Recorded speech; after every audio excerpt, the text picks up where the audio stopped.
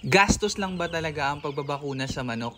Para po sa akin ay kabaligtaran po, no, dahil gastos lang kung hindi mo babakunahan ng manok mo. Sample natin, no, nakita mo yung manok mo, no, kahit hindi bakunado, no, lumalaki na. Di masayang masaya ka, hinihimas-himas mo pa. Nagkasakit, tapos namatay. Nadamay pa yung iba mong alagang manok, namatay din. Kaya ibig sabihin po, no, mas magastos kasi di mo na may babalik yung panahon yung patuka, vitamins. Base sa aking karanasan, no, mas matibay sa sakit at hindi sakitin ng mga manok na bakunado kumpara sa hindi bakunado. Kung may mamamatay man sa mga bakunado mong manok, no, pa isa-isa lang at hindi nadadamay lahat. Ang binabakuna ko po sa aking manok ay B1B1 plus IBN, no, protection po yan sa Newcastle diseases at bronchitis. Ito po yung mapapansin nyo sa manok pag may lumalabas siya na parang mga liquid sa ilong niya. Tapos ilang araw lang, no, yumuyuko na, no, ayaw nang tumayo. Ang B1B1 plus IB po ay binibigay ko sa day-old na chicks. Para naman sa 14 days hanggang month-old, no, B1B1 plus Lasota po ang binibigay ko. Protection naman po yan laban sa avian infectious bronchitis. Then para naman sa 2 months old, no, nagbibigay ako ng Paulpax. At syempre, nagbibigay din ako ng deworm pagka tumuntong na ng month-old yung sisiw. Sa pagbibigay naman ng bakuna, no, ipapatak mo lang po yan sa ilong or sa mata, no, wag lang sa puwet.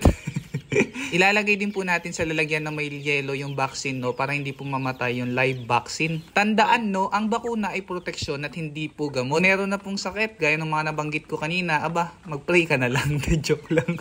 Paalala po, no, hindi po ako eksperto, no. Lahat ng nabanggit ko ay base lamang sa aking pananaliksik at karanasan, no. Nasa sa inyo po yan kung susundin nyo o hindi. Kung nagustuhan nyo po ang video natin for today, no, wag nyo po kalilimutan na i-follow ako para sa mga susunod na videos natin. Kung may katanungan po kayo, comment lang po kayo.